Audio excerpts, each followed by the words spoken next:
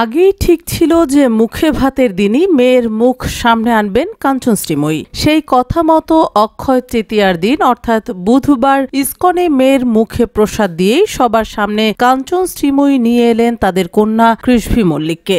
লাল বেনারসিতে একরত্তির মুখ দেখে বেজায় খুশি নেটপাড়া। প্রসঙ্গত গত নভেম্বরে মেয়ের মা বাবা হয়েছেন কাঞ্চন ও শ্রীময়ী। তারপর থেকেই কৃষ্ভিকে দেখার জন্য মুখিয়েছিলেন সকলে।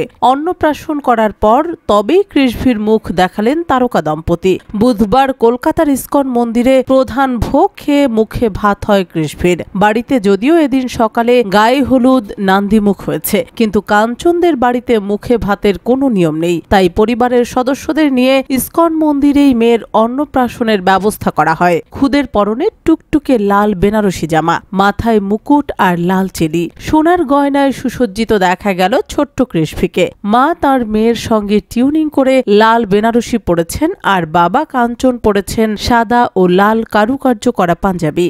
শ্রীময়ী আগেই বলেছিলেন যে অচেনা লোকজন দেখলেই কেঁদে ফেলে কৃষ্ভি, আর ছবিতেও দেখা গেল একরত্তির মুখ কিন্তু কাঁদো কাঁদো। কৃষ্ভির অন্নপ্রাশনে কাঞ্চন ও শ্রীময়ীর দুই পক্ষের পরিবারের সদস্যরাই উপস্থিত ছিলেন। অন্নপ্রাশন উপলক্ষে মেয়েকে সোনার চিক উপহার দিয়েছেন কাঞ্চন, আর মা শ্রীময়ী গড়িয়ে দিয়েছেন রূপোর গয়না। প্রসঙ্গত গত বছরের দিওয়ালির পরে পরে কৃষ্ভির জন্ম হয়, আর কাঞ্চন ও শ্রীময়ী দুজনেই ঈশ্বরে বিশ্বাসী। তাই মেয়ের নাম রাখেন কৃষ্ভি, যার অর্থ কৃষ্ণ।